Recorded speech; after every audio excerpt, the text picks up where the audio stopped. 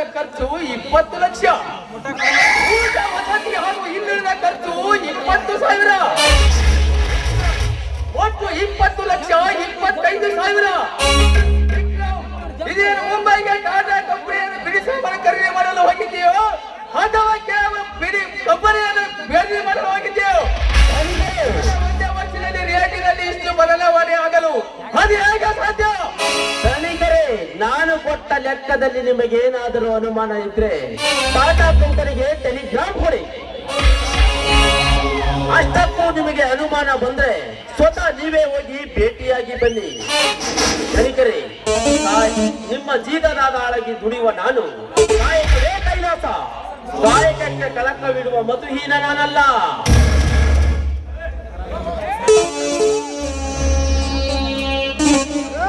Mister Vikram, ನೀನು ಮೋಸಗಾರನ ಮತೀಯನ ಎಂದು ನಿನ್ನಿಂದ ನಾನು ತಿಳಿಯಬೇಕಾಗಿಲ್ಲ. ನೀನು ಗಣಿತವಾದ ಈ ಫ್ಯಾಕ್ಟರಿಯ ಬಿಲ್ಲಿನ ಲೆಕ್ಕವೇ ಹೇಳುತ್ತದೆ. 1ಕ್ಕೆ 10 ಪಟ್ಟು ಕೊಟ್ಟರು ನಿಮ್ಮ ದೊಡ್ಡಪ್ಪನ ಮನೆಗೆ.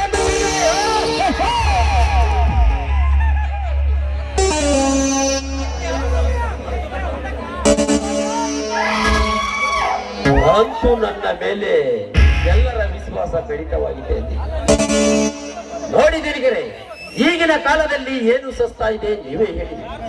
ಅಷ್ಟಕ್ಕೂ ನಾನು ಬರೆದು ಕೊಟ್ಟಿರುವ ಲೆಕ್ಕದಲ್ಲಿ ಕಾರ್ಮಿಕರ ಬೋನಸ್ ಹಾಗೂ ಸಂಬಳ ಅಷ್ಟೇ.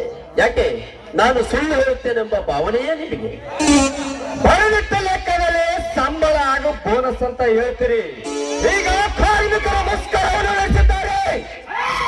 ಆ ಬಡಪಾಯಿಗಳಿಗೆ ನಾವೇನು ಕೊರತೆ ಮಾಡಿದ್ದೇವೆ ಎಂದು ಈ ರೀತಿ ಮಾಡುತ್ತಿದ್ದಾರೆ. ನಮ್ಮ ವಿರುದ್ಧ ಹೋರಾಡುವುದಾದರೆ ಹಿಂದೆ ಆ ಕಾರ್ಮಿಕರನ್ನು ಕಿತ್ತಿ ಹಾಕಿ ಊರಿನ ಕಾರ್ಮಿಕರ ತಂದು ಕೆಲಸಕ್ಕೆ ಹಚ್ಚಿದರಾಯಿತು. ವಿಕ್ರಮ್, ಎಷ್ಟು ದಿವಸ ಆದರೂ ಈ ವಿಷಯವನ್ನು ನನಗೆ ಏಕೆ ತಿಳಿಸಲಿಲ್ಲ? ಧನಿಕರೇ, ಕಾರ್ಮಿಕರ ಮೇಲೆ ನಾವು ಕೆಲಸ ಮಾಡಿಸುತ್ತಿರುವೆ ಅಂದ ಮೇಲೆ ಅವರು ನಮ್ಮ ಮೇಲೆ ಬೇಗ ರೇಗಾಡಿ ಬರುವುದು ಸಹಜ. ಅಷ್ಟಕ್ಕೂ ನಾನು ಮುಂಬೈಗೆ ಹೋದಾಗ ಇಷ್ಟೊಂದು ಅಲ್ಲೋಲ ಕಲ್ಲೋಲವಾಗಿದೆ. ಅದಕ್ಕೂ ನಾನಿದ್ದಾಗ ಅವರೇಗೆ ಈ ರೀತಿ ನಡೆದುಕೊಳ್ಳಲಿಲ್ಲ. ನೀವೇ ಹೇಳಿ.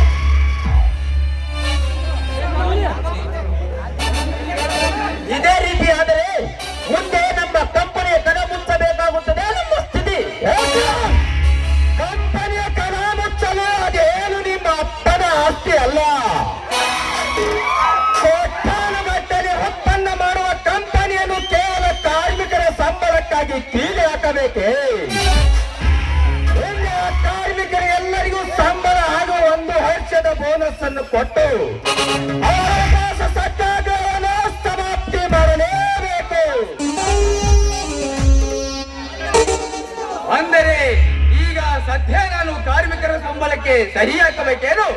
ವಿಜಯ್, ಕಾರ್ಮಿಕರಿಗೆ ಅಂತ ಕರೆಗೆ ತೋರಿ ನಾವು ಅವರಿಗೆ ತಲೆವಾಗಿದರೆ ನಮಗೆ ತಿರುಗುಮಾನ ಬಿಡುತ್ತಾರೆ ಆ ಬಡಪಾಯಿಗಳು.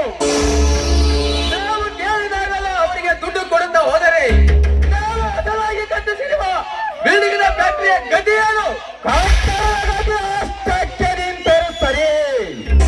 ಕಾರ್ಮಿಕರ ಸಂಬಳ ಕೊಡುವುದು ಮಾತ್ರ ಗ್ಯಾರಂಟಿ. ಪಾಪ ಆ ಬಡ ಕೂಲಿ ಕಾರ್ಮಿಕರು ತಿಂಗಳಲ್ಲಿ ಬರುವ ಸಂಬಳದಲ್ಲಿ ತಮ್ಮ ಸಂಸಾರವನ್ನು ನಡೆಸಿಕೊಂಡು ಹೋಗುವುದಲ್ಲದೆ ತಮ್ಮ ಮಕ್ಕಳ ವಿದ್ಯಾಭ್ಯಾಸವನ್ನು ಕೂಡ ನೋಡಿಕೊಂಡು ಹೋಗಬೇಕು. ನಮ್ಮ ದೇಶದಲ್ಲಿ ಬಡತನದ ಹಾಹಾಕಾರ ಹೆಟ್ಟಿ ನೋಡಬೇಕಾದರೆ ನಮ್ಮಂತ ದೊಡ್ಡ ದೊಡ್ಡ ಫ್ಯಾಕ್ಟರಿಯ ಮಾಲೀಕರೇ ಕಾರಣ. ಹಗಲು ರಾತ್ರಿ ಬೆವರು ಸುರಿಸಿ ದುಡಿಯೋರು ಅವರು, ಅದರ ಲಾಭ ಪಡೆಯೋರು ನಾವು. ಕೇಳಿದಾಗ ನಾವೆಲ್ಲ ಒಂದೇ ಎಂಬ ಸಮತಾ ಭಾವನೆ ನಮ್ಮಲ್ಲಿ ಹೇಗೆ ಮೂಡಬಾರದು? ನಿಮ್ಮ ಮಗನ ಮಾತನ್ನು ಆ ಬಡ ಬಿಗಾರುಗಳು ಇಷ್ಟೊಂದು ಬೆಲೆ ಎತ್ತಿ ಮಾತನಾಡಬೇಕಾದರೆ ಈ ನಿಮ್ಮ ಚಿರಂಜೀವಿ ಬೆಂಬಲ ಅವರಿಗಿದೆ. ಅಷ್ಟಕ್ಕೂ ನಾನು ಊರಲ್ಲಿ ಇಲ್ಲದಿದ್ದಾಗ ಇಷ್ಟೊಂದು ಅಲ್ಲೋಲ ಕಲ್ಲೋಲವಾಗಿದೆ. ನಾನು ಊರಲ್ಲಿದ್ದಾಗ ಅವರಿಗೆ ಈ ರೀತಿ ನಡೆದುಕೊಳ್ಳಲಿಲ್ಲ. ನೋಡಿ ನೀವೇ. ಹೌದು ವಿಜಯ, ಇಲ್ಲಿನ ಇನ್ಮೇಲೆ ನೀನು ಕಾರ್ಮಿಕರಿಗೆ ಯಾವುದೇ ತರ ಸಹಕಾರ ಮಾಡಿಕೊಡುದು. ನಾವು ಹೇಳಿದಂತೆ ಕೇಳಿ ಕೆಲಸ ಮಾಡಿದರೆ ಸರಿ, ಇಲ್ಲವಾದರೆ ಅವರನ್ನು ಹಾಗೆ ಉಪವಾಸ ಮಲಗಿಸಬೇಕಾಗುತ್ತದೆ. ಅಂದ್ರೆ ಬುದ್ಧಿ ಬರ್ತದೆ ಬಡಪಾಯಿಗಳಿಗೆ. ಹಿಂದೆ ನೀನು ಫ್ಯಾಕ್ಟರಿ ಹೋಗಿ ಕೆಲಸ ಶುರುವಾಗುವಂತೆ ಮಾಡು. ವಿಜಯ್, ನೀನು ಇಂದಿನಿಂದ ಈ ಫ್ಯಾಕ್ಟರಿಯ ಜವಾಬ್ದಾರಿಯನ್ನು ಸರಿಯಾಗಿ ನಿರ್ವಹಿಸಿಕೊಂಡು ಹೋಗು. ವಿಕ್ರಮನಿಗೆ ಎದುರಾಗಿ ಕಂಪನಿ ಬಂದ್ ಮಾಡುವ ಪ್ರಯತ್ನ ಮಾಡಬೇಡ. ನಮ್ಮ ಮನೆಯಲ್ಲಿ ಕೂಲಿ ಹಾರಾಗಿ ಕೆಲಸ ಮಾಡುವ ಈ ಕಳ್ಳ ಮ್ಯಾನೇಜರ್ ನಿಮಗೆ ಮುಖ್ಯವಾದ ಎಂದ ಮಗ ವಿಶ್ವಾಸಹೀನನಾದನಲ್ಲವೇ? ಹೇಳಿ, ನಿಮಗೂ ಒಂದು ಕಾಲ ಬಂದರೆ ನನಗೂ ಒಂದು ಕಾಲ ಬಂದೇ ಬರುತ್ತದೆ. ನಾನೀಗಲೇ ಫ್ಯಾಕ್ಟರಿಗೆ ಹೋಗಿ ಕಾರ್ಮಿಕರನ್ನು ಉದ್ದೇಶಿಸಿ ಮಾತನಾಡಿ ಕೆಲಸ ನಡೆಯುವಂತೆ ಮಾಡ್ತೇನೆ. ಎದುರಿಸಿಕೊಡ್ತೀನಿ, ನಾನು ನೋಡ್ತೀನಿ. ನಾನಿನ್ನು ಬರ್ತೇನೆ.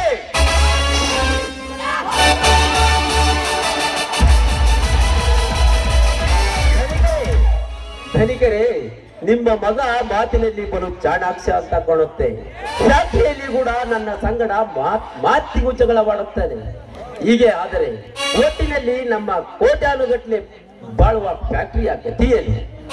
ಧನಿಕರೇ, ನಾನಿನ್ನು ಬರುತ್ತೇನೆ. ಈಗಲೇ ಆಫೀಸಿಗೆ ಹೋಗಿ ಎಲ್ಲ ಲೆಕ್ಕದವನ್ನು ಒಪ್ಪಿಸುತ್ತೇನೆ. ನಾನಿನ್ನು ಬರುತ್ತೇನೆ.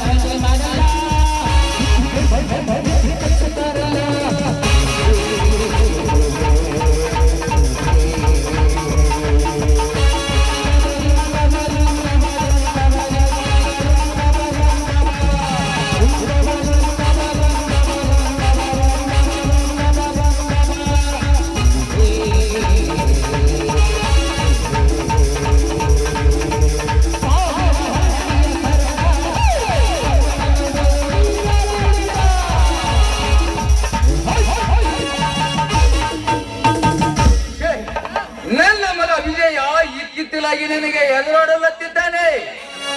ನನ್ನ ಪರ್ಸನಲ್ ಸೆಕ್ರೆಟರಿ ಕೆಲಸ ಮಾಡುತ್ತಿರುವ ಈ ವಿಕ್ರಮ ನಿಜವಾಗಲು ಮೋಸಗಾರನಲ್ಲ. 20 ವರ್ಷಗಳ ಕಾಲದಿಂದ ನಮ್ಮ ಫ್ಯಾಕ್ಟರಿಯಲ್ಲಿ ವಿಶ್ವಾಸದಿಂದ ದುಡಿಯುತ್ತಾ ಬಂದಿದ್ದಾನೆ.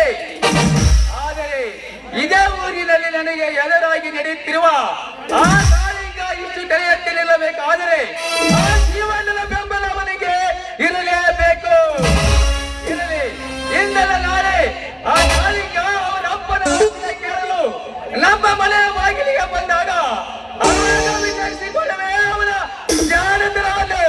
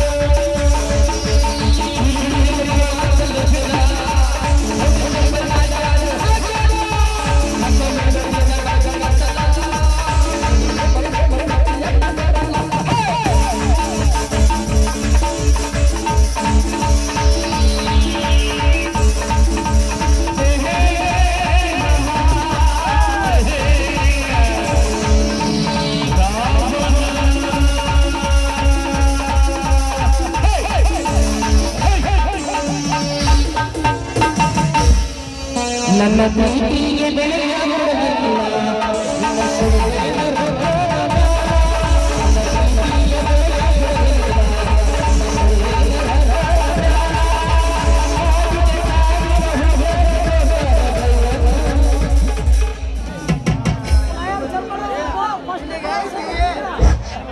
ದಯವಿಟ್ಟು ಪ್ರೇಕ್ಷಕರಲ್ಲಿ ಸವಿನಯ ಪ್ರಾರ್ಥನೆ. ನಾಟಕ ಯಶಸ್ಸಿನತ್ತ ಕಾಣುತ್ತದೆ. ಆದ್ದರಿಂದ ಎಲ್ಲ ಸ್ಟೇಜ್ನಲ್ಲಿ ಒಳಗಡೆ ಇರ್ತಕ್ಕಂಥ ಎಲ್ಲಾ ಪ್ರೇಕ್ಷಕರು ವೇದಿಕೆ ಮುಂಭಾಗದಲ್ಲಿ ಬರಬೇಕೆಂದೇಳಿ ಅವರಲ್ಲಿ ದಯವಿಟ್ಟು ನಮ್ಮ ಗಡ್ಡೆಮ್ಮ ದೇವಿ ತರುಣ ನಾಟಕ ಸಂಘದ ವತಿಯಿಂದ ಅವರಿಗೆ ಕಳಕಳಿಯಲ್ಲಿ ವಿನಂತಿ ಮಾಡಿಕೊಳ್ತಾ ಇದ್ದೀವಿ. ಇಲ್ಲಿ ಪಾತ್ರಧಾರಿಗಳಿಗೆ ಹೋಗುವಕ್ಕೆ ದಾರಿ ಇರುವುದಿಲ್ಲ. ಆದ ಕಾರಣ ಈ ಸ್ಟೇಜ್ನ ಒಳಗಡೆ ಇರ್ತಕ್ಕಂಥ ಜನರು ವೇದಿಕೆಯ ಮುಂಭಾಗದಲ್ಲಿ ಬರಬೇಕು. ಈ ನಾಟಕ ಅಂದ ಚಂದದಿಂದ ಯಶಸ್ಸಿನತ್ತ ಕಾಣುತ್ತದೆ ಎಂದು ತಮ್ಮ ಪ್ರೇಕ್ಷಕರ ಪ್ರೋತ್ಸಾಹ ಕಲಾವಿದರಿಗೆ ನೀಡಬೇಕೆಂದು ತಮ್ಮಲ್ಲಿ ಕಳಕಳಿಯಲ್ಲಿ ವಿನಂತಿ ಮಾಡಿಕೊಳ್ಳುತ್ತೇವೆ.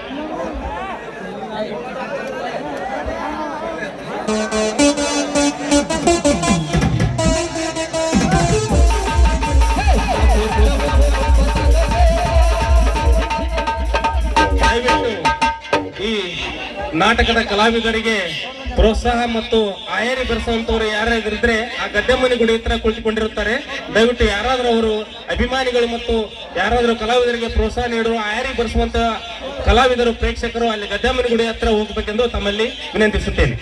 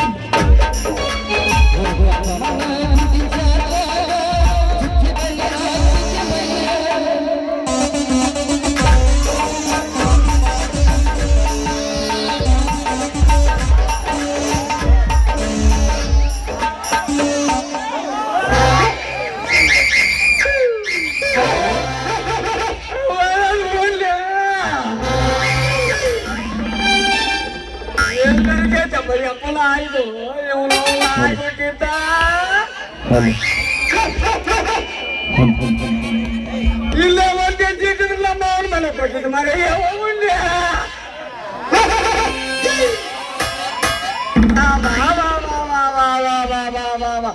ಏಳು ಜನ್ಮಕ್ಕೂ ಮಾಡ್ಬಾರ್ರಿ ಅಪ್ಪ ಇದು ಕಿರಾಣಿ ಅಂಗಡಿ ಅಪ್ಪ ಅಂತೀನಿ.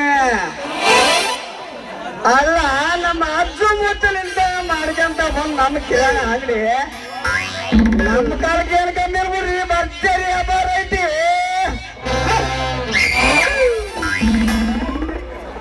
ವ್ಯಾಪಾರ ಎಷ್ಟಿತ್ತು ಏನೈತ್ರಿ ಎದಿ ಮಠ ಬೆಳೆದು ನನ್ನ ಮಗ ಸಿಂಗಾರಿ ಮದುವೆ ವಯಸ್ಸು ಬಂದಿತ್ತು. ಮದುವೆ ವಯಸ್ಸಿಗ ಏನಾಗಿತ್ತು ನಮಗೆ ಬ್ಯಾಸರಾದಾಗ ಯವ್ವ ಮಗಳ ಸ್ವಲ್ಪ ಅಂಗಡಿಯಾಗ ಕುಂದ್ರವ ಅಂತ ಕುಂದ್ರಿಸಿದ್ರ ಈ ಸಾಕು ಮಂಗ್ಯಾನ ಮಾತಾಡಲ್ಲ. ನಮ್ಮ ಅಂಗಡಿ ಒಂದು ಕಿರಾಣಿ ಅಂಗಡಿ ಒಂದು ಬೇನಿಗಿರು ಕಟ್ಟಿ ಕೊಂಡ್ಕೊಂಡು ಒಬ್ಬೊಬ್ಬವನ ಒಂದ್ರಿಗೆ ಇರ್ತಾನ.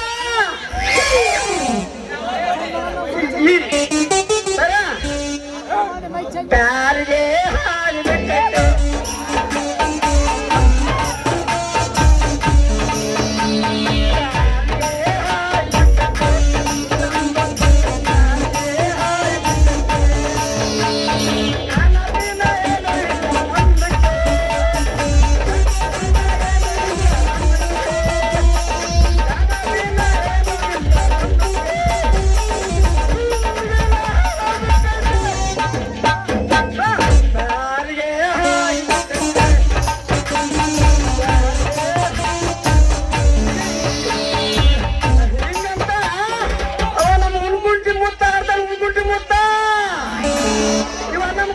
ನಮ್ ಕೋರಿಗಟ್ಟಿ ಏನಂದಾದಲ್ಲ ಜಾತ್ರೆಗೆ ಬಾರ ಬಾತುರಗಿತ್ತಿ ಹಳ್ಳಿ ಮನ ಬಾರಗಿ.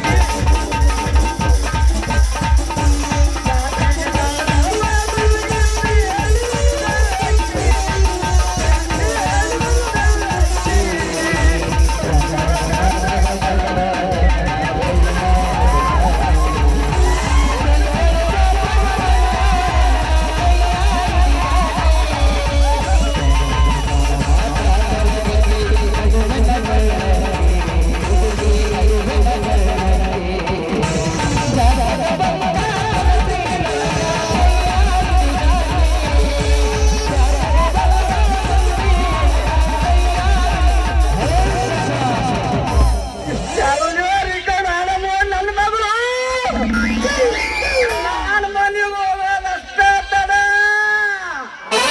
ಯಪ್ಪ ಏನ್ ಮಾಡಿದ್ವಿ ನನ್ನ ಮದುವೆ ವಿಚಾರ ಅಂತ ಕೇಳೇ ಬಿಡ್ತಾವ್ರಿ ಇವ್ರು ಅವ್ರು.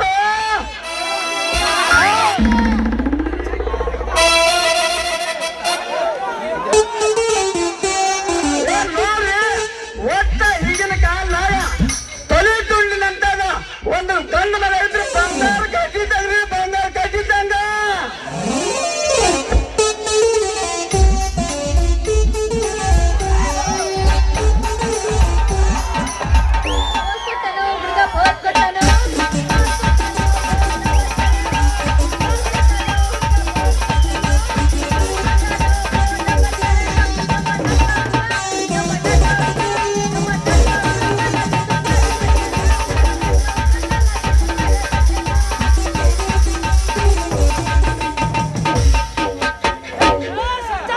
ಏನು ಆಮಲ ಯಾಕ ಒಂದು ನಮೂನಿ ಎಣ್ಣೆ ಕರ ಓದಿಲ್ದಂಗ ಒಂದ ಸವನ ಹೊರಕಂತೆಲ್ಲ ಯಾಕ ಮತ್ತ ಇದ್ ಬಿದ್ದು ಸಂದಾಗ ಅವ ನಮ್ಮ ಅಧ್ಯಕ್ಷ ಕೆಲಸ ಮಾಡ್ತದ ಮತ್ತ ಅವ ದೇಶ ಕೆಲಸ ಕೈಯಾಗಿ ಜವಾಬ್ದಾರಿ ನಿಮ್ಮ ಅವನು ಅಲ್ಲಿ ಅದ ಬಂಗಾರ ಗಟ್ಟಿ ಕೊಟ್ಟೆ 8 ತಿಂಗಳಾತ ಟೀಕಿ ಬಂಗಾರ ಸರ ಮಾಡಿಸ್ಕೊಡ ಅಂತಂದ.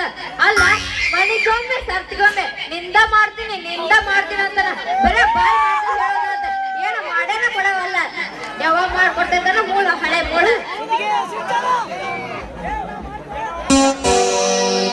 ಏನು ಆಮಗಳ ಏನಯ್ಯಪ್ಪ ಅದೇನ್ ಚಿಕ್ಕ ಮನೆ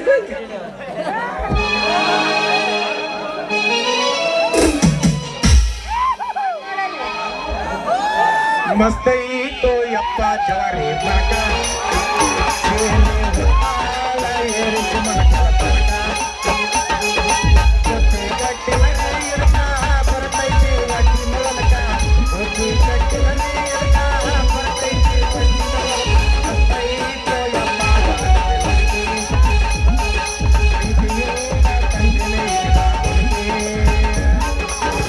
ಮಾಡಲಿಲ್ಲ ಹೀಗೆ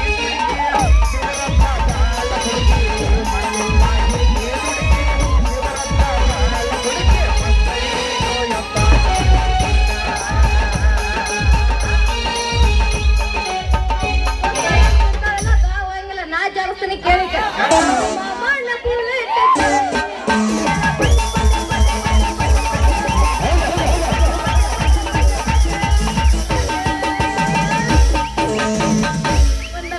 ಮಗಳು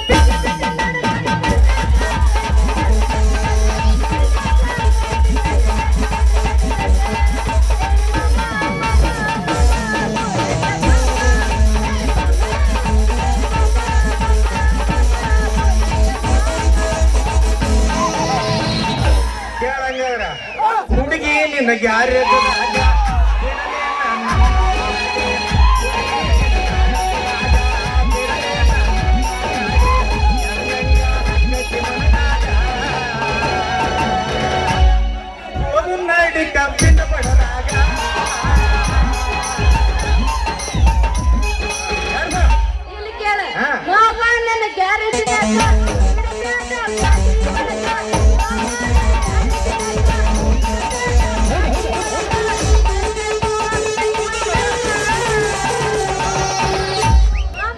ಏನ ಬರ್ತೀಯನ ಎಲ್ಲ ಹೋಗಲ್ ನಡಿ ಸಾಲಿ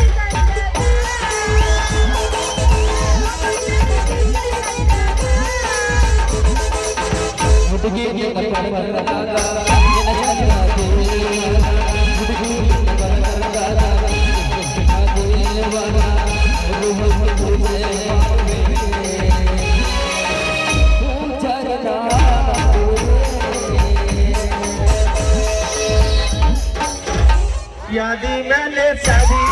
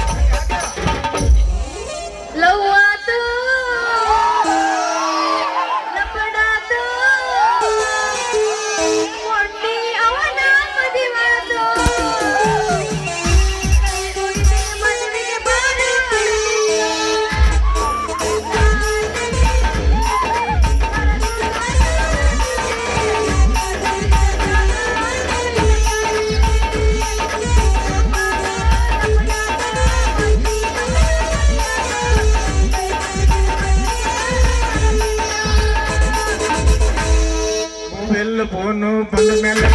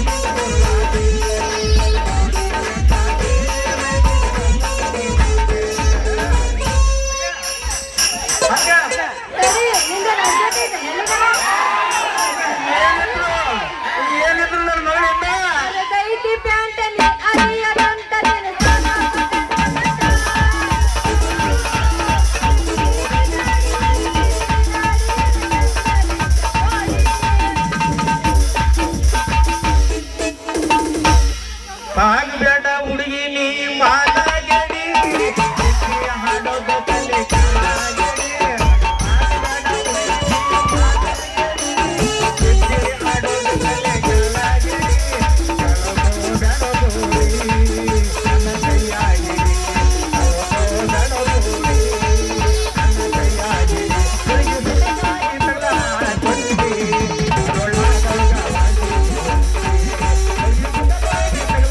Thank you.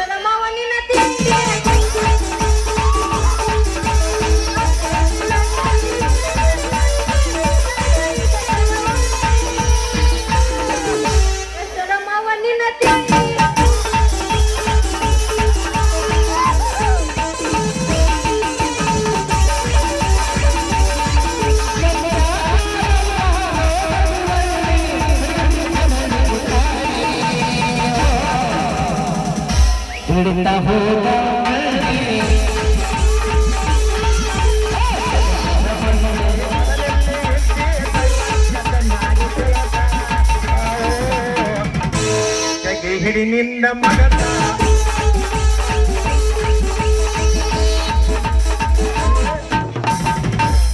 ನಡೂರಾಗ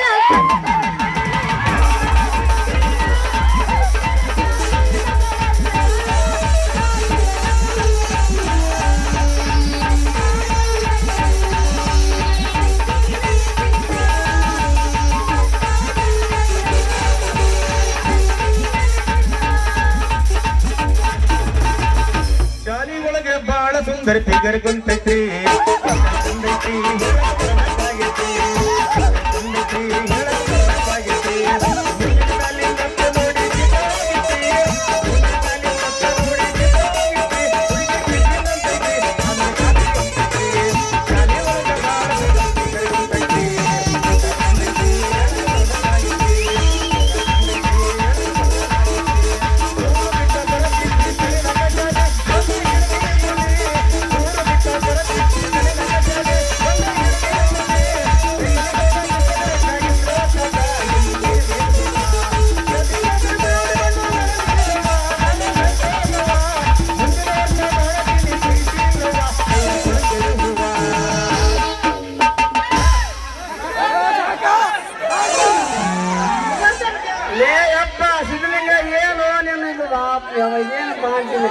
ಏನು ನಿನ್ನ ಭಾಷೆ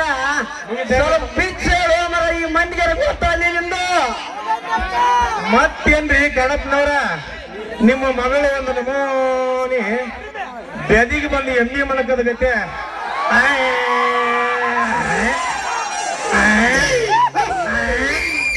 ಅಂತ ಹೋದ್ರ ಕಟ್ಕಾನಲ್ರಿ ಮಾಡೋ ಮಟ್ಟ ಒಟ್ಟ ಪುರ್ಸತ್ತಿಲ್ಲನ್ರಿ ಹುಡುಗಿಯ ಮ್ಯಾಲೆ ನೋಡಿ ಮುದುಕಿದು ಬಿಡ್ತಿಂದು ಮಾಡಾಕತ್ತಿದ್ದನ್ರಿ ಚೈನಾ ಅದಕ್ಕ ನಿಮ್ದೊಂದ್ ಸ್ವಲ್ಪ ಮಾಡಿ ಕೊಡ್ದಾಗ ಲೇಟ್ ಆಗ್ತದ ಅಷ್ಟ ನೋಡ್ರಿ ಲೇಟ್ ಅಂತ ಆಸೆ ಹಿಂಗ ಏನ್ ಹೋಯ್ದು ನಿಂದು ಕೆಲಸ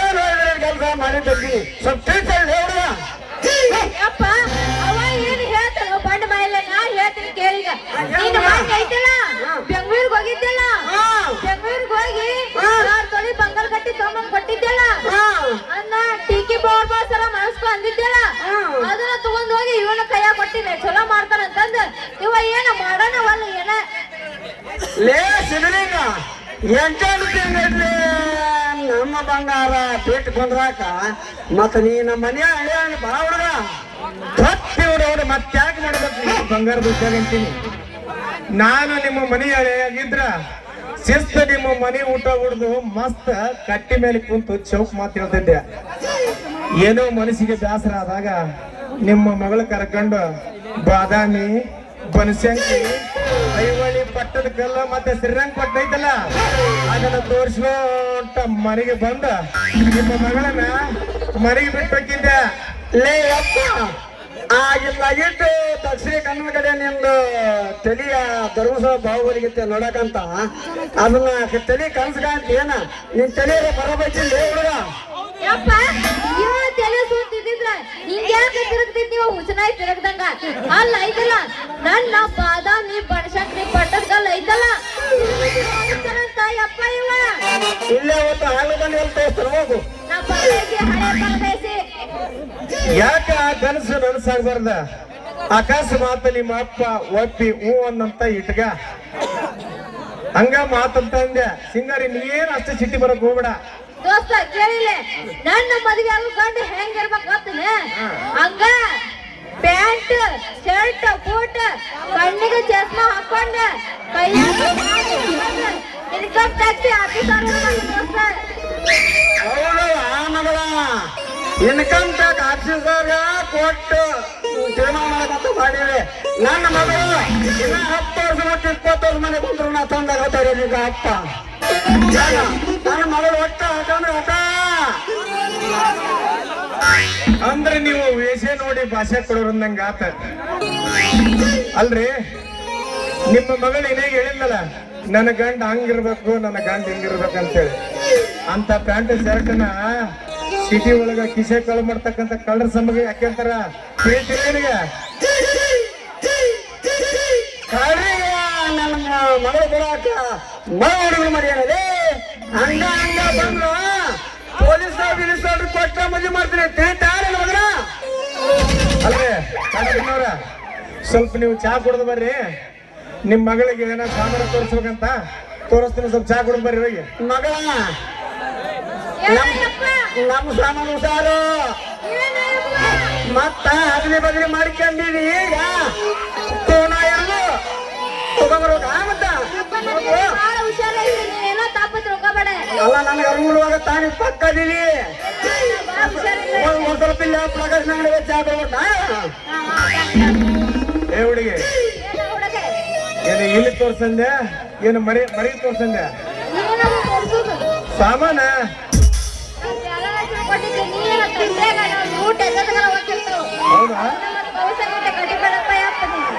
ಏನು ಒಳಗೆ ಎಲ್ಲ ಬಿಚ್ಚ ಕುಲ್ಲ ತೋರಿಸ್ಲಿ ಏನು ಮತ್ತ ಇಲ್ಲ ಬೇಡಪ್ಪ ಯಪ್ಪ. ಹಾ? ಮತ್ತೆ ನಾನು ಮುಗುಳು ನೋಡ್ದೆ ಎಲ್ಲ ನೋಡಿ. ಮಾಸ್ತರ ಚೆನ್ನಾಗಿ ಮಾಡ್ತೀವಿ ಹೋಗಿ ಒಂದ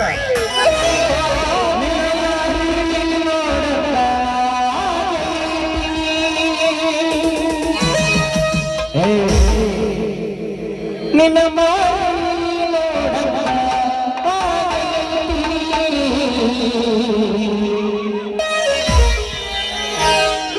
ಸಂಜನೆಯಲ್ಲಿ ಸಿಗುತ್ತೀ ನಿನ್ನ ಜಡೆ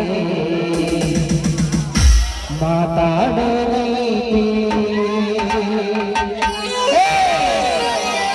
ಹುಡುಗಿಯಲ್ಲಿ ಸಿಗುತ್ತೀ ನಿನ್ನ ಜೋಡೆ ಪರ್ಸನಲ್ ಕೆಲಸ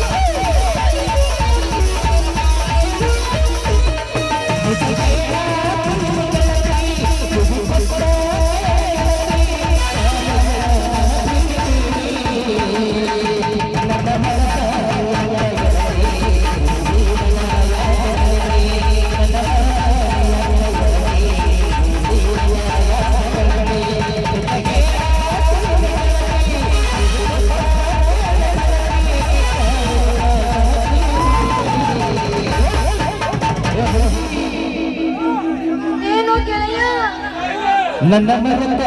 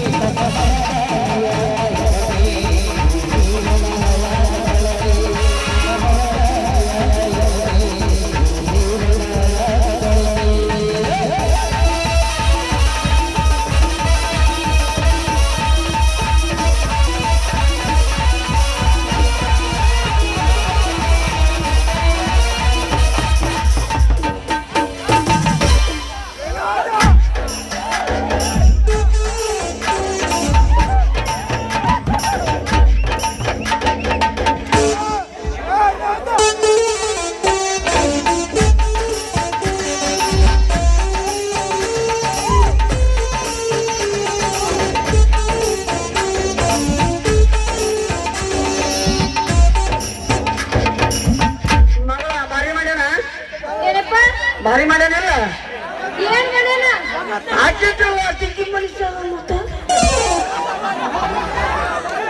ಅಂಗಡಿಯಾಗ ಹಾಕಿಟ್ವಲ್ಲ ಗೊತ್ತೈತಲ್ಲ ಗಂಗಾಳ ಮಾಡಿದ್ದಲ್ಲ ಇನ್ನು ನಿಮ್ ಕೂಡ ಮಾತಾಡ್ಕೊಂಡ್ರ ನನ್ನ ತಲೆ ಕೆಡ್ತೈತಿ. ಯಾರು ಕೂಡ ಆಫೀಸರ್ ನಿಮ್ಮನ್ನ ಮಾಡ್ಕೊಳ್ಳ ಅಂದ್ರ ಲಾಸ್ಟ್ಗೆ ನಮ್ಮ ಪಂಚಾಯತ್ ಎಲ್ಲ ಪ್ಯೂನ ಆವಾಸ ಮಾಡ್ಕೊಳ್ಳ ನೆನಪಿರ್ಲಿ.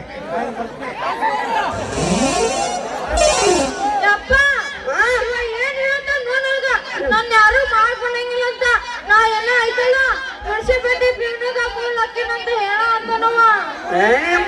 ನಾನು ಅದನ್ನ ಯಾಕೆ ನಾನು ನಿಮ್ಮ ಅಪ್ಪ ಇದ್ರೆ ನೀ ಯಾವಾಗ ಹೋಗಲ್ಲ. ನಮ್ಮ ಅಪ್ಪ ಅದಿರ್ಲಿಲ್ಲ ಗೊತ್ತಾಯ್ತು ನನಗ. ನಾನು ಖರ್ಚು ಮಾಡ್ತೀನಿ. ನಾನು ಕೊಟ್ಟು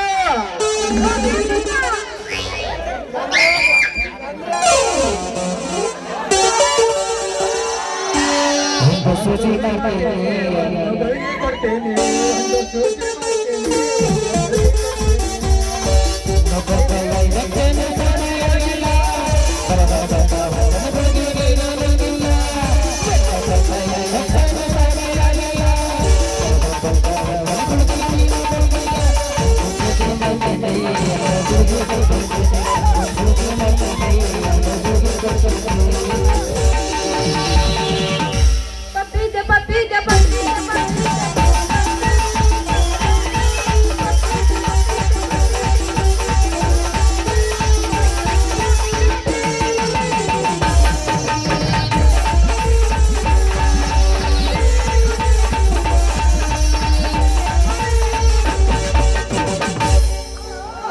ಬಾದಾಮಿ ತೋರಿ ಬಂದಿದಿ ಹಾರೆ ಬಾದಾಮಿ ತೋರಿ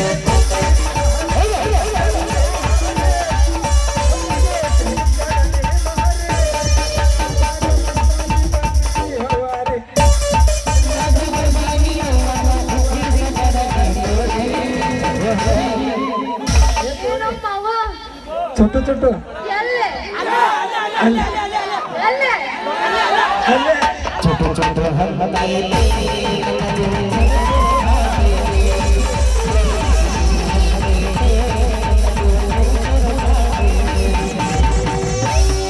ಕರೆಂಟ್ ಹೋದ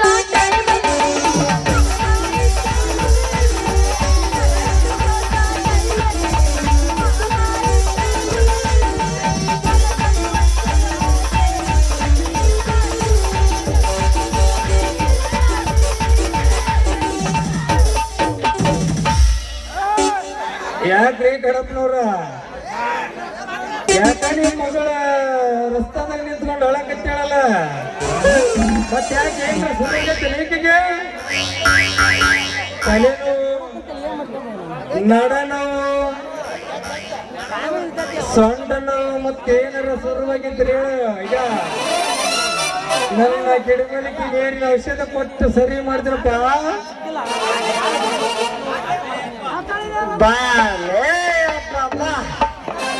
ಒಂದ್ ತಲೆ ಹೋಗಿದ್ದಾಗ ಮತ್ತೊಂದ್ ತಲೆ ಜೋಡ್ದಲ್ವ ಯಪ್ಪ ಅಂತೀನಿ. ಲೇ ಯಪ್ಪ ನಂದೊಂಡ ಅದು ನಿಂದು ಗಿಡಮೂಲಿಕೆ ಬೇರು ಹೇಳಕ ನಿಂತಿದ್ದಲ್ಲ ಮತ್ತ ಅದಕ್ಕ ನನ್ನ ಮಗಳಿಗೆ ಸ್ವಲ್ಪ ಶಾಂತಿ ಇಲ್ಲ ಅಂತ ಅದಕ್ಕ ಅಂತ ನಿಂತಾರ.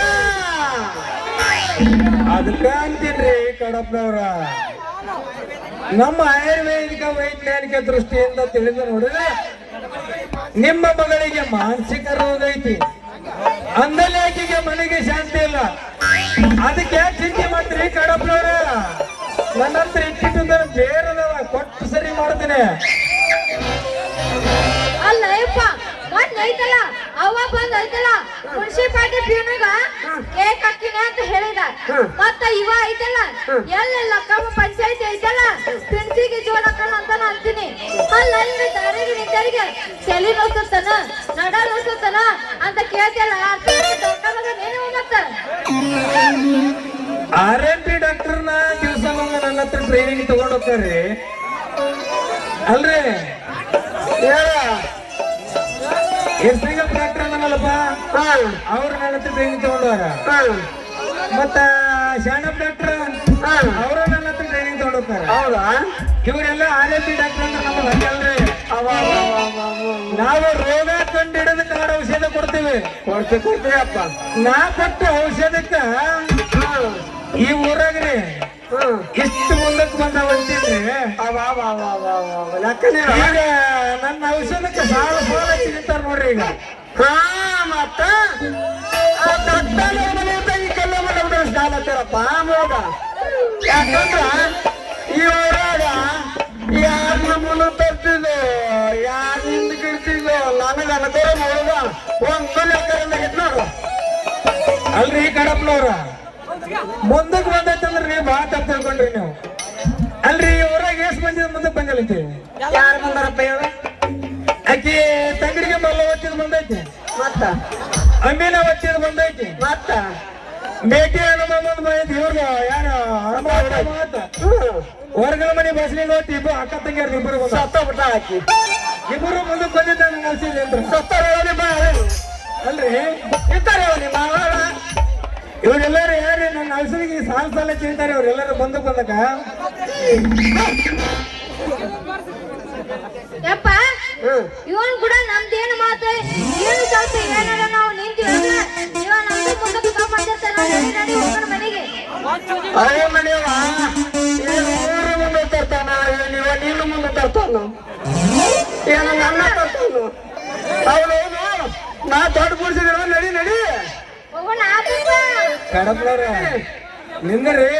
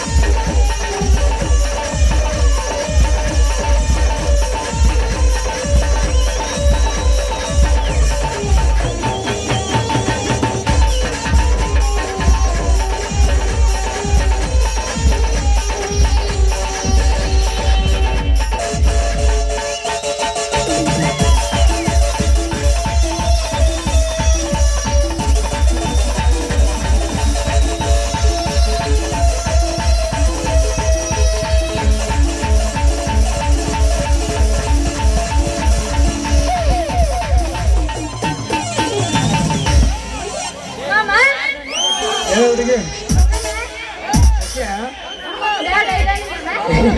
ಹೊಡೆಯುದಿಲ್ಲ ಇನ್ನೊಬ್ಬ ಮಾಮ ಅದಲ್ಲ ಮುಗಿಸ್ಕೊಂಡು ಹೋಗ್ಬಿಟ್ಟು ಒಂದು ಕೊಡೋಣ ಏನ ಕಕ್ಕಡ ಬಿಟ್ಟಗನ ತಗೊಂಡೋಗ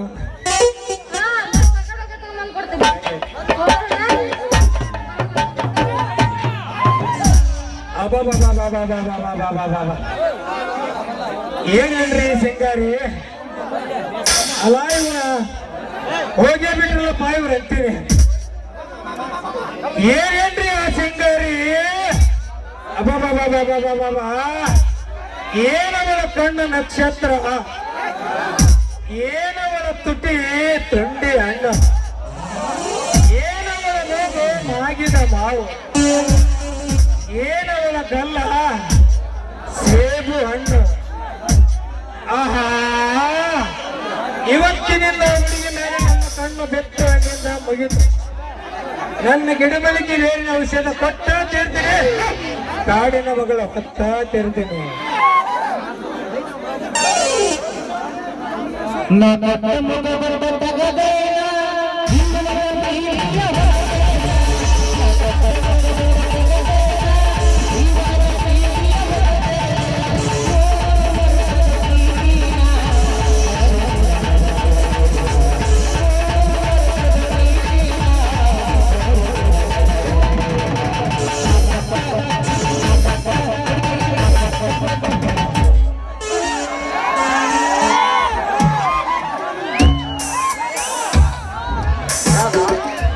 ಬೃಂದಾವನದಲ್ಲಿ ಬೆಳೆದು ನಿಂತ 10 ಹಸುರು ಹುಲ್ಲು ಹೂಗಿಡಗಳು ಎಷ್ಟು ರಮ್ಯವಾಗಿ ಕಾಣುತ್ತಿದೆ ನೋಡು.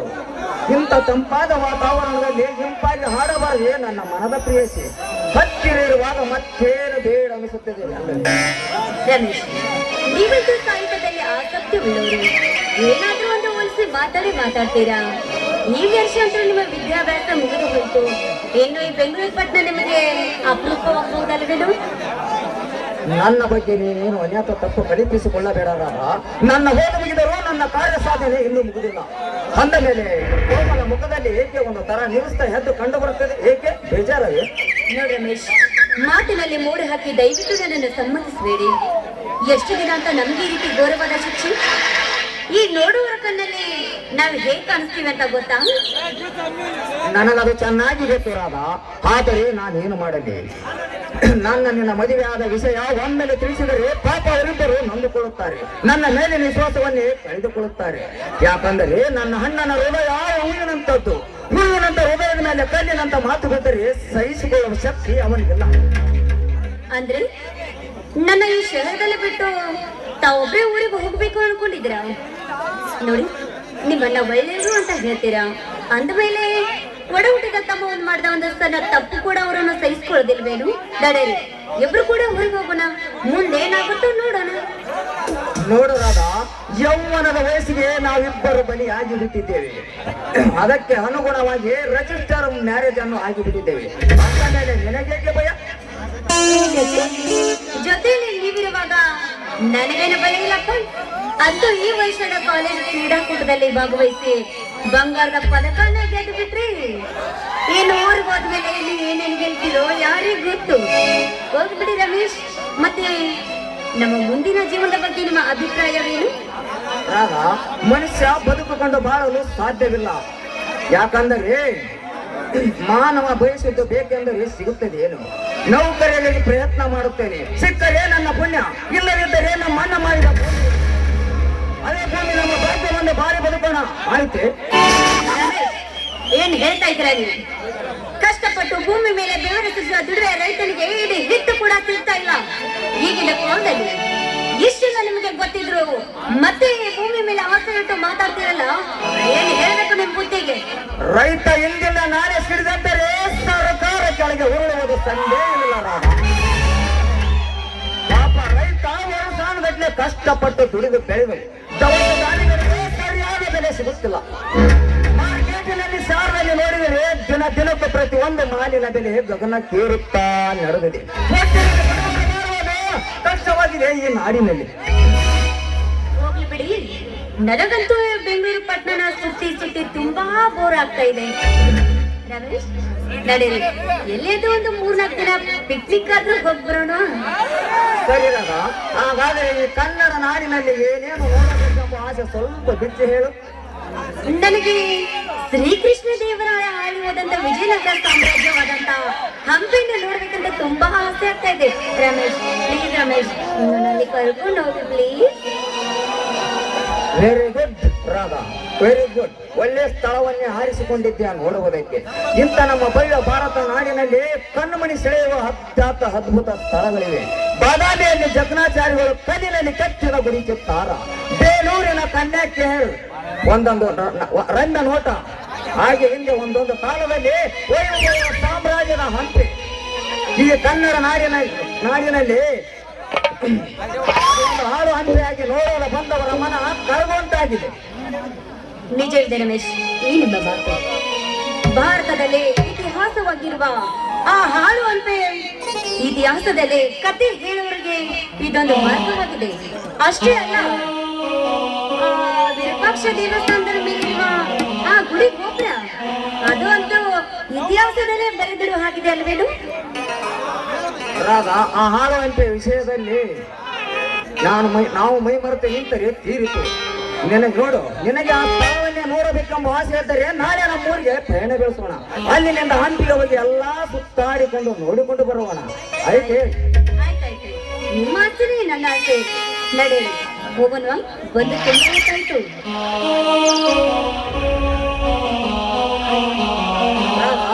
ಈ ಬೃಂದಾವನದಲ್ಲಿ ನಾವು ಬಂದಾಗಿನಿಂದ ಹಾಳು ಹಂಪೆ ವಿಷಯದ ಬಗ್ಗೆ ಮಾತನಾಡಿಸಿ ನನ್ನನ್ನು ಸುಮ್ಮನೆ ನಿಲ್ಲಿಸಿಬಿಟ್ಟೆ. ಈಗ ಬಂದ ವಿಷಯದ ಬಗ್ಗೆ ನನ್ನನ್ನು ಸ್ವಲ್ಪ ಮೈ ಮರೆಸಬಾರದು.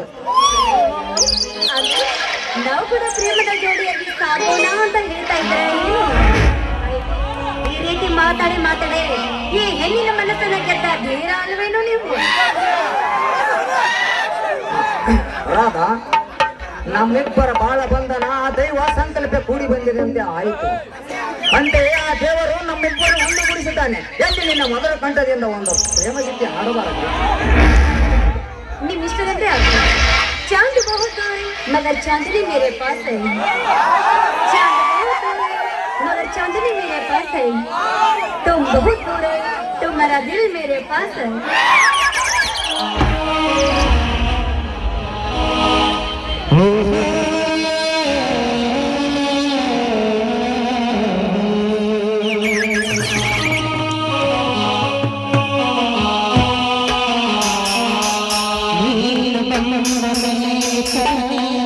ಇಷ್ಟು ಚಂದ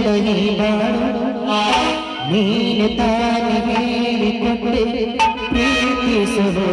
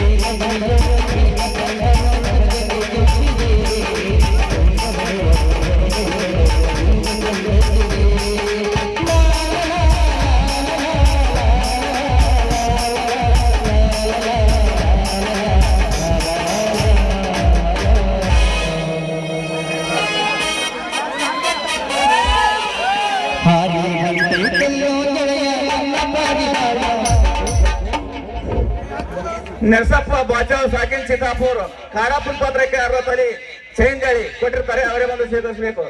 ಅದೇ ರೀತಿಯಾಗಿ ನಾಗಪ್ಪ ಗರ್ಸಂಗಿ 60 ತಲೆ ಬಂಗಾರ ಉಂಗುರ ಮಾಡಿರ್ತಾರೆ, ಅವರೇ ಬಂದು ಸ್ವೀಕಾರ ಮಾಡಬೇಕು. ಕಾಣಪ್ಪ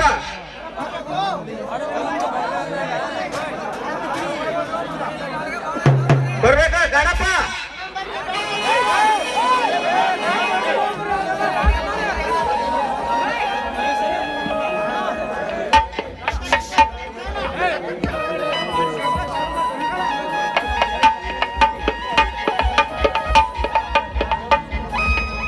ಅವರಿಗೆ ನಮ್ಮ ಮಾವನ ತುಂಬಾ ಧನ್ಯವಾದಗಳು. ಹಾರಿ ಬಂಡೈ ಕೈಯ ಗೆಳೆಯ ನನ್ನ ಪಾರಿವಾಳ, ದೋಸ್ತ ನನ್ನ ಪಾರಿವಾಳ, ಹಗಲು ರಾತ್ರಿ ಕನಸಿನ್ಯಾಗ ನನ್ನ ಕಾಡಾಳ, ಹಗಲು ರಾತ್ರಿ ಕನಸಿನ್ಯಾಗ ನನ್ನ ಕಾಡಾಳ, ಹಿಂದಿರಾಗ ನನಗ ಬೆಳಗುವ ಮಾಡಾಳ, ಹಿಂದಿನ ಕುಳ್ಳ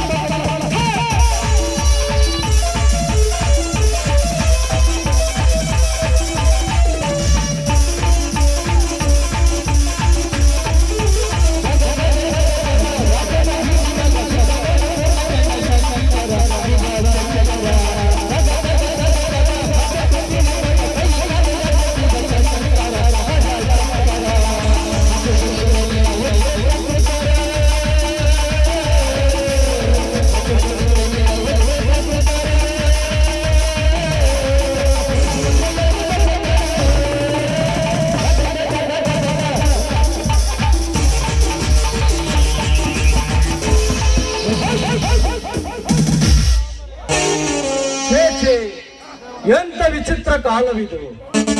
ಮನೆಯಲ್ಲಿ ಹಿರಿಯರು ಕಿರಿಯರೆಂಬ ಭಾವನೆಯನ್ನು ಕಡೆಗಾಣಿಸಿಬಿಟ್ಟ ಆ ಶಿವಣ್ಣನ ತಮ್ಮ ರಮೇಶ ತಮ್ಮ ಓದಿ ವಿದ್ಯಾವಂತನಾಗಿ ಮನೆಗೆ ಮರ್ಯಾದೆ ತರುವ ತಿಲಕನಾಗುತ್ತನೆಂದು ಭಾವಿಸಿದ್ದ. ಆದರೆ ಪ್ರೀತಿ ಪ್ರೇಮ ಎಂಬ ಬಲೆಯಲ್ಲಿ ಬಿದ್ದು ಮನೆಗೆ ಮಡದಿಯ ಕೂಡ ಆಗಮಿಸಿಬಿಟ್ಟಿದ್ದಾನೆ. ಈಗಿನ ಕಾಲದ ಯುವಕರು ಪ್ರೀತಿ ಪ್ರೇಮ ಎಂಬ ಬಲೆಯಲ್ಲಿ ಬಿದ್ದರೆ ಮನೆಯನ್ನೇ ಮಳೆದು ಮಹಾರಾಕ್ಷಸರಾಗಿ ಬಿಡುತ್ತಾರೆ.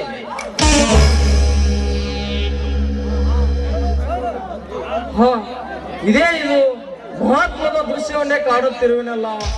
ಎಷ್ಟೊಂದು ಆನಂದದಿಂದ ಅಲೆಯುತ್ತಾ ಬರುತ್ತಿದ್ದಾರೆ ಆ ಪ್ರೇಮಿಗಳು. ಇದೇನಿದು ಶಿವಣ್ಣನ ತಂಗಿ ಜ್ಯೋತಿ ಎಷ್ಟು ಮುಂದುವರೆದಿರುವುದೆಂದು ಭಾವಿಸುತ್ತಿಲ್ಲ. ಇರಲಿ, ಏನೇ ಆಗಲಿ ಈ ವಿಷಯವನ್ನು ಶಿವಣ್ಣನಿಗೆ ತಿಳಿಸಿ ಇವರಿಬ್ಬರ ಮದುವೆ ಮಾಡದಂತೆ ನೋಡಿಕೊಳ್ಳುತ್ತೇನೆ.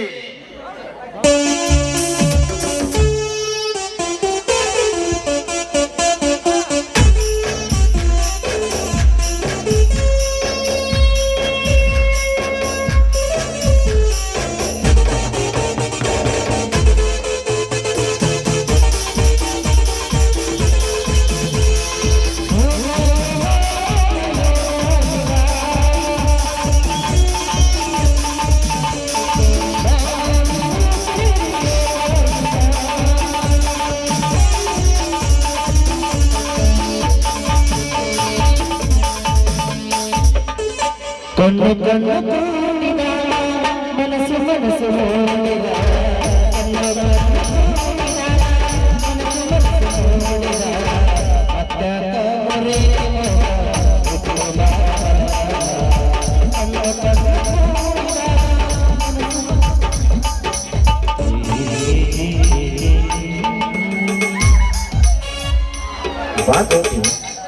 ಏಕೆ ಎಷ್ಟೊಂದು ಅಂಜುತ್ತಾ ಬರುತ್ತೀರಿ ಅಲ್ಲ? ಅದು ಅಲ್ಲಿ ನೋಡು, ಈ ಕಾನದಲ್ಲಿ ಕಿರಿಕೋಗಿಲಿಗಳ ಸಂತಸದ ಸಂಭ್ರಮವನ್ನು ಕಂಡು ಮನಸ್ಸಿಗೆ ಆನಂದ ಅಲ್ಲವೇ? ನನ್ಗೇನು ತುಂಬಾನೇ ಭಯವಾಗ್ತಿದೆ. ನಾನು ಮನೆ ಬಿಟ್ಟು ಒಂದು ದಿನಾನು ಇಷ್ಟು ದೂರ ಬಂದಿಲ್ಲ. ನಾನೀಗ ಒಬ್ಳೆ ಇಷ್ಟು ದೂರ ಬಂದಿದ್ದೀನಿ ಅಂದ್ರೆ ನನಗೆ ಭಯ ಆಗ್ತಿದೆ. ಅದ್ರಲ್ಲೂ ನಾನಿಲ್ಲಿ ಬಂದಿರೋದನ್ನು ಯಾರಾದ್ರೂ ಕಂಡ್ರೆ? ಅದಕ್ಕೆ ನೀನು ಕೊಂಚ ಕೂಡ ಅಂಜಬೇಡ ಜ್ಯೋತಿ. ನಾನು ನಿನ್ನ ಮೇಲೆ ಮನಸ್ಸು ಮಾಡ್ತೇನೆ ಎಂದ ಮೇಲೆ ಮುಗಿಯಿತು. ಆ ಹರನೆ ಬಂದು ಈ ಸಂಬಂಧವನ್ನು ಬೇಡವೆಂದರೂ ನಾನು ಮಾತ್ರ ನಿನ್ನನ್ನು ಖಂಡಿತ ಕೈ ಬಿಡುವುದಿಲ್ಲ. ಆಯ್ತೇ?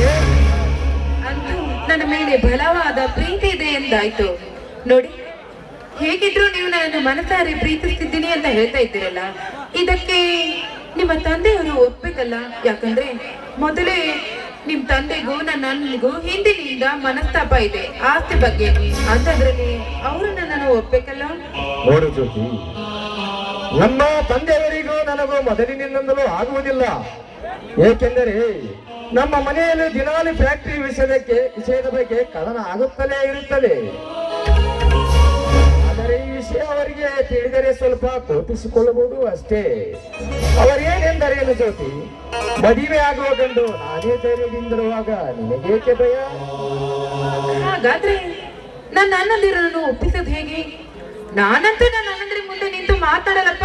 ಯಾಕಂದ್ರೆ ನನ್ನ ಅಣ್ಣಂದಿರು ಹುಲಿ ಇದ್ದಾಗೆ. ನಿಂತು ಮಾತನಾಡುವ ಧೈರ್ಯ ನನಗಿಲ್ಲ ವಿಜಯ್. ಅದಕ್ಕೆ ನೀನೇ ಒಂದು ದಿನ ನಮ್ಮ ಮನೆಗೆ ಬಂದು ನಮ್ಮ ಅಣ್ಣನ ಹತ್ರ ಮಾತನಾಡಿ. ಒಳ್ಳೇದು ಅಂತ ಹೇಳ್ತೀನಿ, ಅವ್ರ ಹತ್ರ ನೀ ಕುಳಿತು ಮಾತನಾಡೋದು. ಓಕೆ ಜ್ಯೋತಿ, ನಾನೇ ಸ್ವತಃ ನಿಮ್ಮಣ್ಣ ಶಿವಣ್ಣನನ್ನು ಭೇಟಿಯಾಗಿ ನಿನ್ನ ಮದುವೆ ವಿಷಯದ ಬಗ್ಗೆ ಧಾರಾಳವಾಗಿ ಮಾತನಾಡುತ್ತೇನೆ. ಹಾಗೆ ಒಪ್ಪಿಗೆಯನ್ನು ಕೂಡ ಪಡೆಯುತ್ತೇನೆ. ನೀನು ಮಾತ್ರ ಅಂಜಲಿ ಧೈರ್ಯದಿಂದರು. ಹೋಗ್ಲಿ ಬಿಡು ಜ್ಯೋತಿ, ಊರು ಬಿಟ್ಟು ಬಹುದೂರ ಬಂದಿದ್ದೇವೆ. ಏನಾದರೂ ವಿಶೇಷ ಕಾಣಿಕೆ ಕೊಡ್ತೀಯಾ? ನೋಡ್ರಿ, ನೀವು ನನ್ನ ಹತ್ರ ಬಂದ್ರೆ ಈ ದೃಶ್ಯವನ್ನು ಯಾರಾದ್ರೂ ಕಂಡ್ರೆ? ನೋಡ್ಲಿ ಬಿಡಿ, ಪ್ರೇಮಿಗಳ ಪ್ರಣಯದಾಟ ಬಲು ಚಂದ ಅಂತಾರ. ತಮ್ಮ ಕೆಲಸಕ್ಕೆ ತಾವು ಹೊರಟು ಹೋಗ್ತಾರ. ತಾನಲ್ಲಿ ಹಾರಾಡುವ ಹಕ್ಕಿಗಳ ಹಾಗೆ ನಾವೇ ಕೇವಲದಲ್ಲಿ ಹಾಗೆ ನಡಿಯಬಾರದು. ಆದರೆ ಹತ್ತಿರ ಈ ಪ್ರೇಮವನ್ನು ಅಪ್ಪುವ ಮುದ್ದಾಡದ ರಾಣಿ ನೀನಾಗು. ಪ್ರೇಮ ಲೋಕದ ಪ್ರವೀಣರಾದ ನಿಮ್ಮ ಕೈ ಸೇರುವ ಹಕ್ಕಿ ನಾನು. ಈ ನಿಮ್ಮ ಹೃದಯ ಅಂಗಳದಲ್ಲಿ ಹಕ್ಕಿಯಾಗಿ ಹಾರಾಡುವ ಕೋಗಿಲೆ ನಾನು. ವರ್ತಿಸುವ ನಾಟ್ಯ ಮಯೂರಿ, ನಿನ್ನ ಕೆಂದುಟಿಯ ಸವಿಜೇನತ ಚೆಲ್ಲುತ್ತಿರುವುದು. ಈ ಧರೆಯಲ್ಲಿ ಎಷ್ಟು ವರ್ಣಿಸಲಿ ಈ ನಿನ್ನ ರೂಪ. ರಮ್ಮೆ ಊರಸಿರ ಸುಂದರ ಹೌತಣದ ಮೈತ್ರಿ ಈ ನಿನ್ನ ರೂಪ. ವಿರಹದ ಬಾಧೆಯಲ್ಲಿ ನನ್ನನ್ನು ನೂಕಬೇಡ, ಬೇಗ ಬಂದು ಬಿಗಿದಪ್ಪು ನನ್ನ ರಾಣಿ. ರಣ್ಣ ಪಣ್ಣ ಅಂತ ಮಾತನಾಡ್ತಿದ್ದೀರಲ್ಲ, ನಿಜವಾಗ್ಲೂ ಅವರೇ ಜನಿಸಿ ಬಂದಂತಾಯ್ತು. ಇನ್ನು ಇಲ್ಲಿ ಅಂದ್ಹಾಗೆ ನಿಜವಾಗ್ಲೂ ಮಾನವನ ಜನ್ಮ ಬಹು ಆಕರ್ಷಿತವಾದದ್ದು ಅಲ್ವೇನ್ರಿ? ನಿಜ ಜ್ಯೋತಿ, ನಮ್ಮ ಭಾರತ ದೇಶದ ರಾಷ್ಟ್ರಗೀತೆಯನ್ನು ಬರೆದಿಟ್ಟಂತ ರವೀಂದ್ರನಾಥ್ ಟ್ಯಾಗೂರ್ ಅವರು ಸತ್ತು ಚಿರಶಾಂತಿ ಪಡೆಯಲು ಕೂಡ ಅವರು ಬರೆದಿಟ್ಟ ರಾಷ್ಟ್ರಗೀತೆಯು ಇಂದಿಗೂ ನಮ್ಮ ರಾಷ್ಟ್ರದ ನಾಂದಿಯಾಗಿಯೇ ಸಾಗಿದೆ. ಹೌದು, ಅಂದ್ಹಾಗೆ ನಾನ್ ಬಂದು ಬಾಳ ಹೊತ್ತಾಯ್ತು.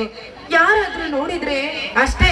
ಅದು ಅಲ್ಲದೆ ನನ್ನ ತೋಟಕ್ಕೆ ಹೋಗೋ ದಾರಿ ಇದೆ ರೀ, ನಾನೇನು ಹೋಗ್ತೀನಿ. ಜ್ಯೋತಿ, ಮನೆಗೆ ಹೋಗೋದಕ್ಕಿಂತ ಮುಂಚೆ ಈ ಮನದಣಿಯನ ಮನಸ್ಸನ್ನು ತಣಿಸಿ ಕಾಲ್ಗೀಳಿನಲ್ಲಿ.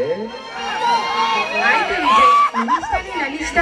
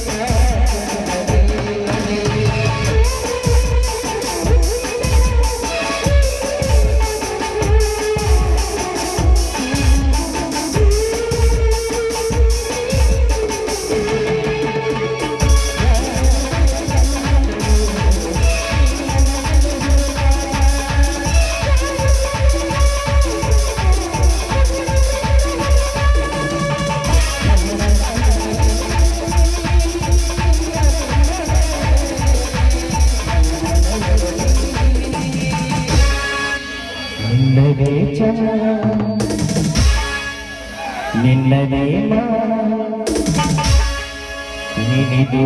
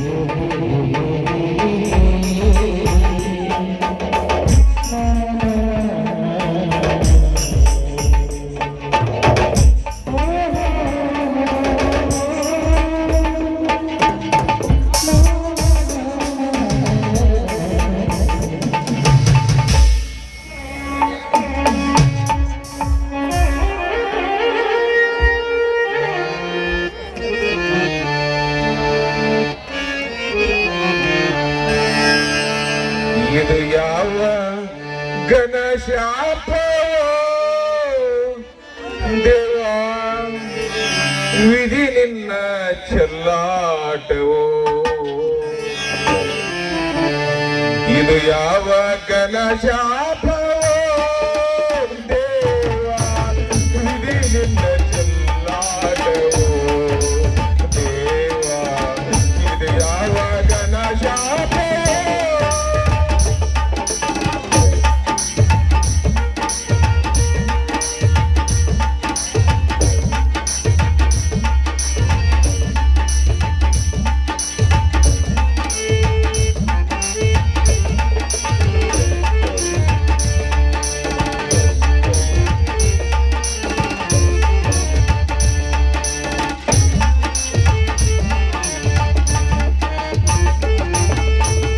ತಂಗಿಯ ಮಾಡಿದೆಯಿಂದ ತಲೆ ಎತ್ತು ತಿರುಗದಾಯಿ ತಂಗಿನ ಕೆಲಸಕ್ಕೆ ತಲೆ ಎತ್ತಿ ತಿರುಗದಾಯಿತೆ ನನ್ನ ಬಾಳು ಕೇಳುವರ್ಯಾರು ದೇವ ದೇವ ನನ್ನ ಬಾಳು ಕೇಳುವರ್ಯಾರು ದೇವ ನನ್ನ ಬಾಳು ಕೇಳುವರ್ಯಾರು ದೇವ ಇದು ಯಾವ ಜನ ಶಾಪ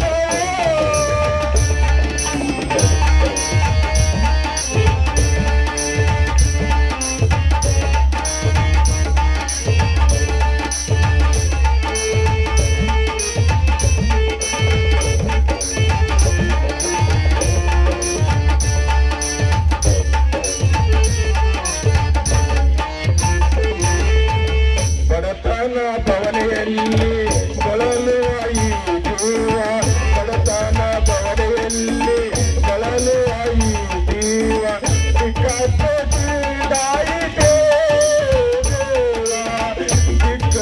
ಚಿಕ್ಕದಾಯಿತೆ ದೇವ ಇದು ಯಾವ ಜನ ಜಾಪ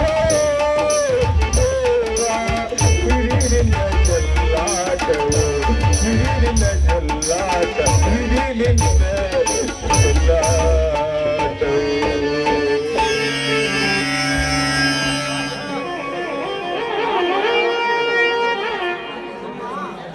ಅವ್ವ 9 ತಿಂಗಳು ಹೊತ್ತು ಎತ್ತು ನನ್ನನ್ನು ಹಳೆದು ಈ ಭೂಮಿ ಮೇಲೆ ಜನ್ಮ ನೀಡಿ ಲಾಲನೆ ಪಾಲನೆ ಪೋಷಣೆ ಮಾಡಿ ನಾನು ಅತ್ತರೆ ಜೋಗುಳತನ ಹಾಡಿ ಸಮಾಧಾನ ಪಡಿಸಿರುವಂತ ತಾಯಿ ನಿನ್ನವ ಸಮಾಧಾನ ಪಡಿಸಿರುತ್ತ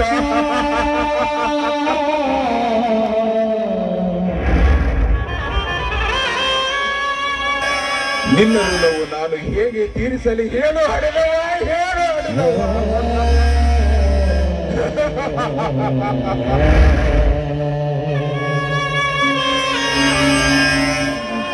ಅಮ್ಮ ಕಣ್ಣು ತೆರೆದು ನೋಡು ತಾಯಿ ಮನೆಯ ಪರಿಸ್ಥಿತಿಯನ್ನು ನಿನ್ನೆ ಕಿರಿಯ ಮಗ ರಮೇಶ ಓದಿ ವಿದ್ಯಾವಂತನಾಗಲೆಂದು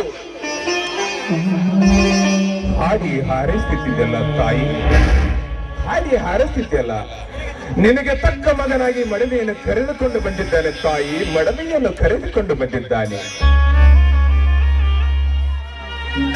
ಆಶೀರ್ವಾದ ಮಾಡು ತಾಯಿ ಅವನಿಗೆ ಒಳ್ಳೆಯದಾಗಲೆಂದು ಅವ್ವ ನಿನ್ನ ಮಗಳು ಜ್ಯೋತಿಯದಾಳಲ್ಲ ಇತ್ತಲಾಗಿ ನಿನ್ನ ಮಾತನ್ನೇ ಮರೆತಿದ್ದಾಳೆ ತಾಯಿ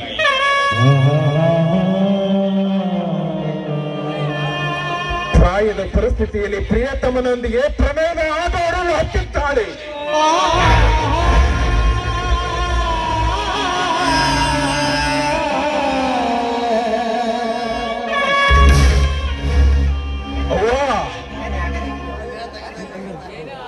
ನಿನ್ನ ಮಾತನ್ನು ಮರೆತು ಮನೆತನದ ಮರ್ಯಾದೆಯ ಕಳೆಯನ್ನು ಹತ್ತಿ ಇವತ್ತಿಗೆ ಮನೆತನ ಹರಾಜು ಮಾಡಿಬಿಟ್ಟಳು ತಾಯಿ ಹರಾಜು ಮಾಡಿಬಿಟ್ಟಳು ಏನಾಗಿಲ್ಲ ತಾಯಿ ಆ ಕೈಯಲ್ಲಿ ಇವತ್ತು ಮನೆಗೆ ಬರಲಿ ನಾನು ಸರಿಯಾಗಿ ವಿಚಾರಿಸಿಕೊಡ್ತೇನೆ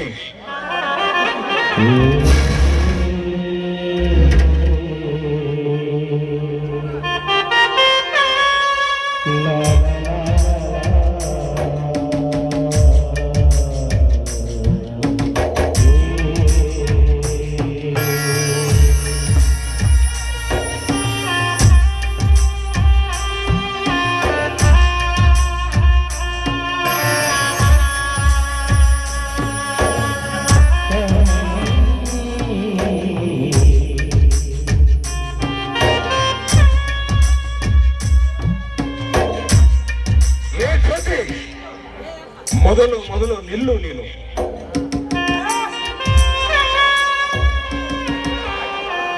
ಅಣ್ಣ ಯಾಕಣ್ಣ ಏನಾದ್ರೂ ಕೆಲಸವಿತ್ತೇನು? ನಿನ್ನ ಹತ್ತಿರ ಒಂದು ಮಹತ್ವವಾದ ಕೆಲಸವಿದೆ ತಂಗಿ. ಯಾಕೆಂದ್ರೆ ನನ್ನ ತಂಗಿ ಬುದ್ಧಿವಂತೆ, ಜ್ಞಾನವಂತೆ, ಶೀಲವಂತೆ ಅಂತ ನಾನು ನಂಬಿದ್ದೇನವ್ವ ನಿನ್ನನ್ನು. ಅದಕ್ಕೆ ತಕ್ಕ ಉಪಕಾರವನ್ನು ಮಾಡಿದ ತಂಗಿ, ನೀನು ತಕ್ಕ ಉಪಕಾರವನ್ನು ಮಾಡಿದಿ. ಇದೇನಣ್ಣ ಇವತ್ತು ಒಂಥರ ಮಾತನಾಡ್ತಿದೀಯ? ನನ್ನ ಮೇಲೆ ಅವಿಶ್ವಾಸದಿಂದ ಮಾತನಾಡ್ತಾ ಇದೆಯಲ್ಲ. ನಾನೇನು ಅಂತ ತಪ್ಪನ್ನು ಮಾಡಿದ್ದೇನೆ? ತಪ್ಪು ನೀನು ಮಾಡಿಲ್ಲ ಜ್ಯೋತಿ, ನಾನು ಮಾಡಿದ್ದೇನೆ.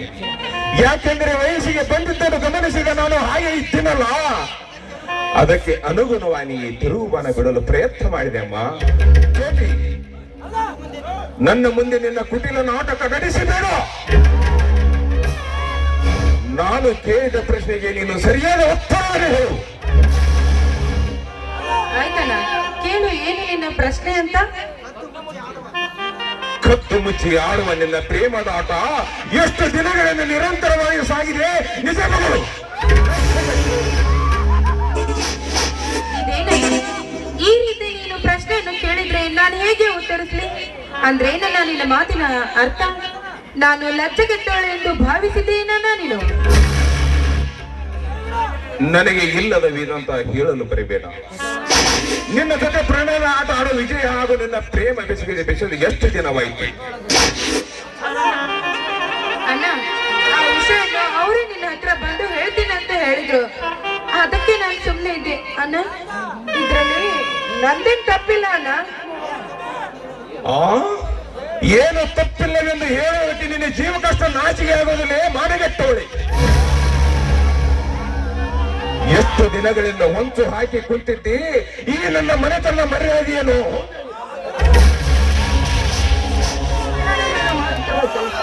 ವಯಸ್ಸಿಗೆ ಬಂದ ತಂಗಿಯ ಮೇಲೆ ಈ ರೀತಿ ಕೈ ಮಾಡಿದ್ರೆ ಶುದ್ಧ ತಪ್ಪಲ್ಲವೇ? ಪ್ರೀತಿಯ ಕಣ್ಣಿಗೆ ಹೊಡೆಯಲು ಅವಳಂತ ತಪ್ಪು ಏನು ಮಾಡಿದ್ದಾಳೆ? ಬಾ ತಮ್ಮ ಬಾ, ಈ ಪ್ರಶ್ನೆಗೆ ಉತ್ತರ ನಿಂತಿದ್ದಾಳೆ, ಅವಳನ್ನು ಕೇಳು. ನೀ ಕೇಳಿದ ಪ್ರಶ್ನೆ ಸರಿಯಾದ ಉತ್ತರವನ್ನು ಹೇಳುತ್ತಾಳೆ. ಮಾವ, ಮನೆಯಲ್ಲಿ ಹಿರಿಯರಾದ ನೀವೇ ಈ ರೀತಿ ಕದನ ಮಾಡಿದ್ರೆ ಹೇಗೆ? ಅದು ಯಾವ ವಿಷಯ ಅಂತ ಮೊದಲು ತಿಳಿಸಿ ಹೇಳಬಾರ್ದೇನು? ನೋಡಮ್ಮ ರಾಧ, ಇವಳು ಮಾಡಬಾರದ ಕೆಲಸವನ್ನು ಮಾಡಿ ಮನೆಗೆ ಬಂದಿದ್ದಾಳೆ. ಇದೇ ಊರಿನ ಧರ್ಮರಾಜನ ಮಗ ವಿಜಯನೊಂದಿಗೆ ಕದ್ದು ಮುಚ್ಚಿ ಪ್ರೇಮದ ಆಟ ಆಡಲು ಹತ್ತಿದ್ದಾಳೆ.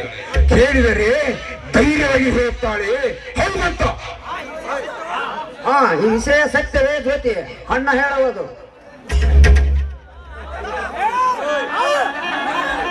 ನಿಜ ಅಣ್ಣ, ಆದ್ರೆ ನಾನು ನಿಮ್ಮ ಬೆನ್ನಿಗೆ ಬಿದ್ದ ತಂಗಿ ನಿಜ.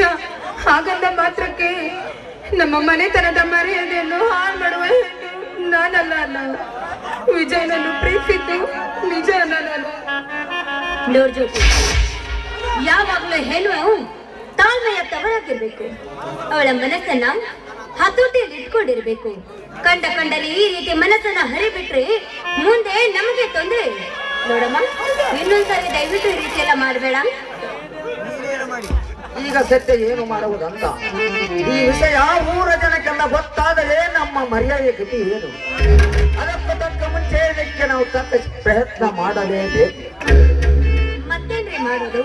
ಹೇಗಾದ್ರೂ ವಿಜಯನ ವಿಚಾರ ಮಾಡಿ ಜ್ಯೋತಿನ ಅವನಿಗೆ ಕೊಟ್ಟು ಮದುವೆ ಮಾಡೋ ವಿಚಾರ ಮಾಡ್ಬೇಕು ಅಷ್ಟೇ. ಅಷ್ಟು ಸುಲಭವಾಗಿ ಈ ಕಾರ್ಯ ನಡೆಯಲಾರದಮ್ಮ ರಾಧ. ಮೊದಲಿನಿಂದಲೂ ಧರ್ಮರಾಜನಿಗೂ ನನಗೂ ಆಸ್ತಿ ಬಗ್ಗೆ ಹತ್ತಿದ ವಯಸ್ಸಿನ ಇಂದಿಗೂ ಮುಗಿಯಲ್ಲ.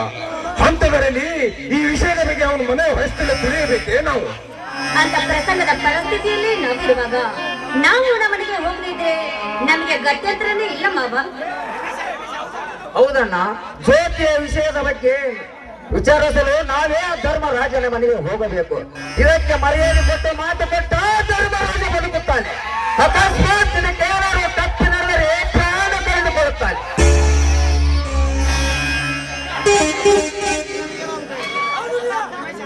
ರಮೇಶ, ಅಂತ ವಿಧಿಯ ಆಟದಂತೆ